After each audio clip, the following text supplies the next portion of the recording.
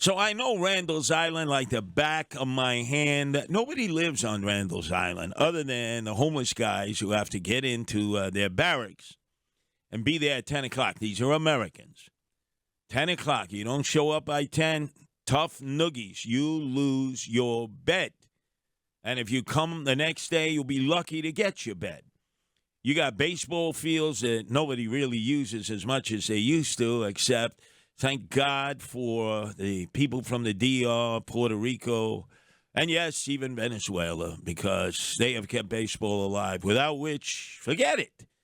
You have football, basketball, which has superseded baseball, and then you had the soccer fields. I know, Diego, you love soccer. Kickball, football, spelled with a U.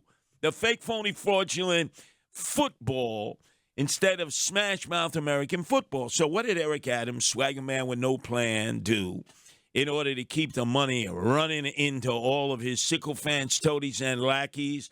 He signed a contract in order to put up tents right on the soccer fields, which a lot of people got upset about. Because there are a lot of soccer fields, a lot of room, and it's just a nice place because there's nobody who lives there, except for now.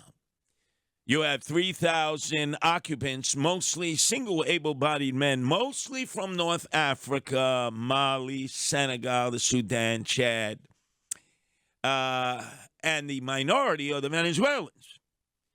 Every night they're in the parking lot because, again, there is no supervision. Nobody's watching. It's not like it's in a neighborhood. There's supposed to be a curfew at 11 o'clock. They're all supposed to be inside the tents. And yet, they have the freedom to come and go as they please. They go next to the parking lot.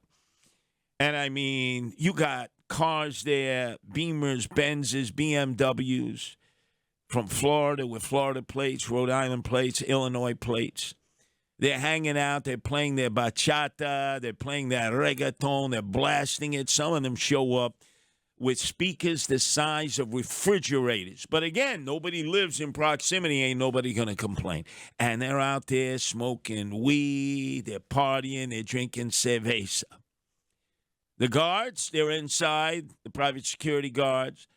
They have NYPD officers on the outside, and they lollygag. Man, they're snacking on those females who are scantily clad, those Venezuelans. Remember, for years, the Miss World Cup competition, to try to choose the most beautiful women in the world, generally the finalists and the winners came from Venezuela. Drop dead gorgeous. So you got the cops, again, with no supervision from the 25th precinct hanging out there, and it's like booty call. And they're partying to the break of dawn. So what happened? What happened in the wee hours of the morning, as I've been predicting and I've been saying over and over, they had a triple shooting. 1 week ago, they had 2 dead. Venezuelans had a shootout on Hall Street. I'll get to that momentarily, right by the BQE and the Brooklyn Navy Yard in Clinton Hill. This time, a triple shooting. 44-year-old Venezuelan woman shot in the head. 31-year-old Venezuelan woman shot in the back. 32-year-old man shot in the throat from Venezuela, lucky to have survived. 1 dead, 2 wounded. And a guy makes a getaway on, get this, Justin Ellick. You can tell the cops are not doing their job. On a moped with New Mexico license plates. Now, who the hell do you see riding around the city with New Mexico license plates? Now, we know they'll get plates from Vermont, Pennsylvania, real plates, fake plates to get lower insurance rates. Who the hell drives around with New Mexico license plates on a moped, and they haven't caught the guy yet? Because they're all lollygagging. And this goes on a regular basis. They got a fence around the area, and they got what they call hoppers. No, that's not the original hoppers. Where all of a sudden you go into a schoolyard, and there are guys in the corner there, and they're huffers, glue in the bag, and they're all red. They got their nostrils all flared. They got the Jake leg, no, not those hoppers. They're not hopped up. What they are is they climb over the fence, and they bring weapons with them. They throw them over, and nobody does anything. Nobody does anything. The inmates run the asylum. They come in with food. They come in with weapons. There are no consequences. They never search their beds. They're having sex in the bathrooms.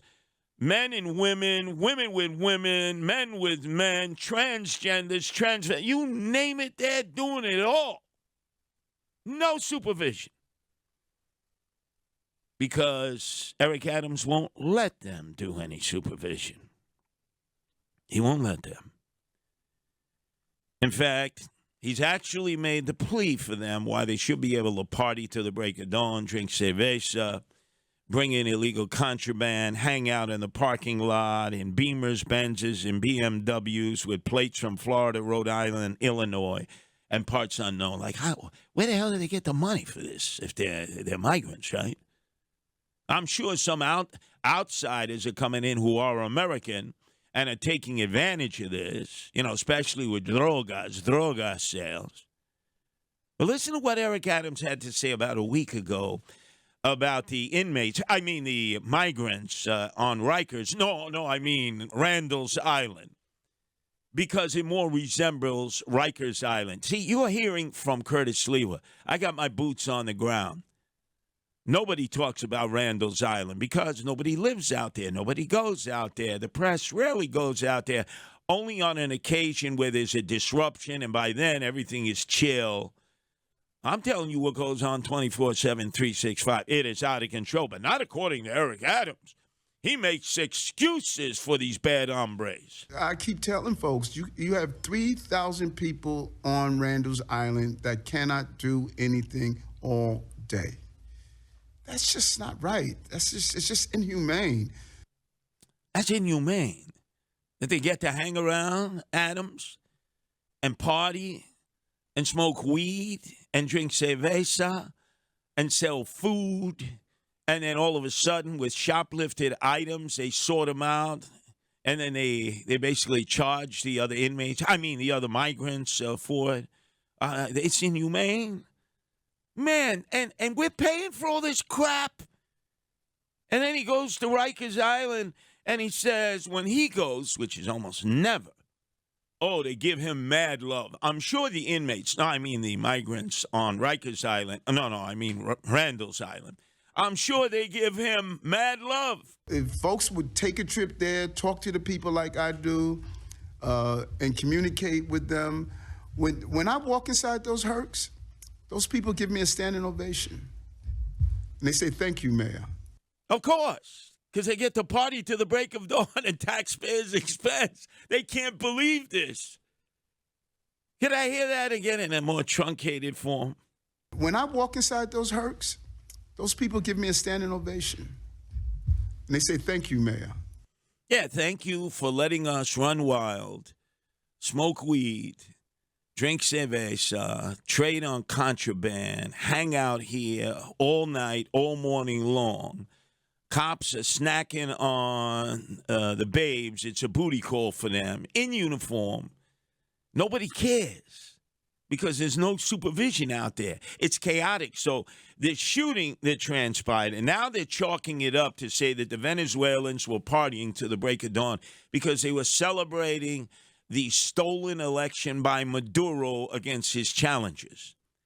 So am I to believe that these Venezuelans, who Maduro cut loose and purposely sent to America because they were either criminals or they were in his mental asylums, just like Castro did in 1980, released his criminals and those in his mental asylums to the beaches of Florida where Jimmy Carter, the sucker, was there to greet the Mariolitos, and it was chaos for the next 20 years. Am I to believe that they were celebrating the stolen victory on Maduro and that some other Venezuelan on a moped with New Mexico plates took umbrage to that and shot them all, killing one and seriously injuring two others? Am I supposed to believe that? They want me to believe that. But then that brings us to where the Venezuelans were having a shootout just last week, almost same time, different place, Hall Street, Brooklyn, under the BQE, Clinton Hill, very liberal, very progressive, lots of DSA. Generally, African Americans, older African Americans who bought homes there many, many years ago, and the invasion of the hipsters and millennials, whites, from Iowa, where there are more pigs than people and living on blind trust. They bought those brownstones and they've raised the price to astronomical levels.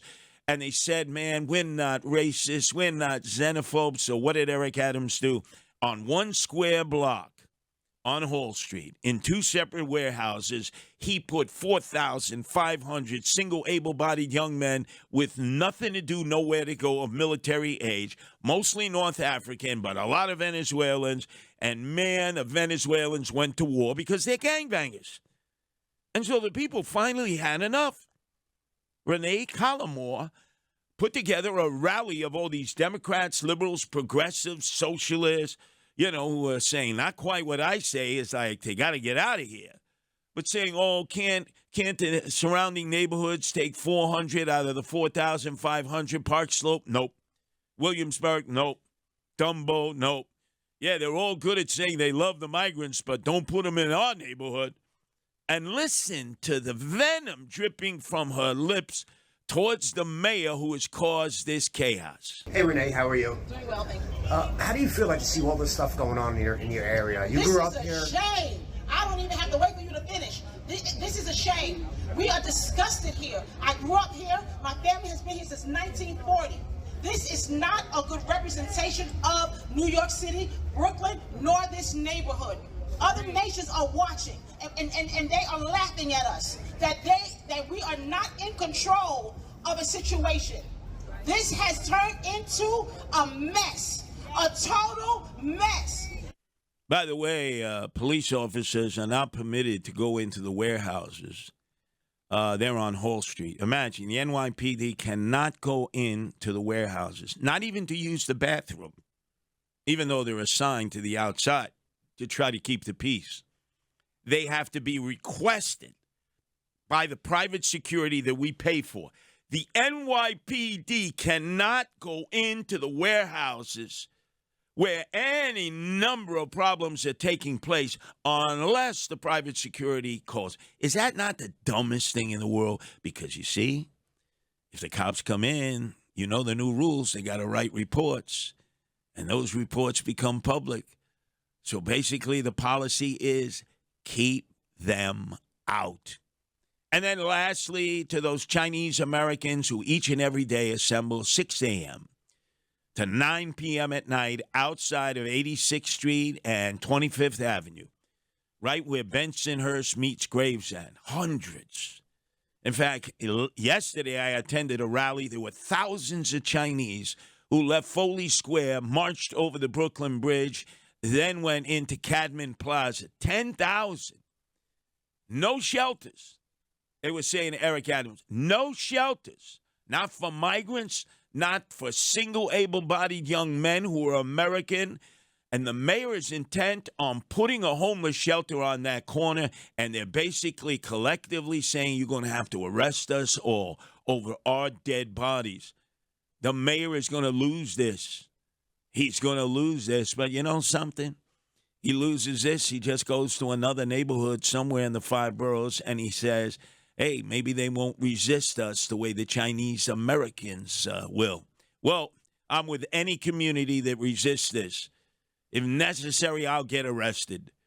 But that's what it's going to take to stop the chaos, to stop the total anarchy that's taking place in our city.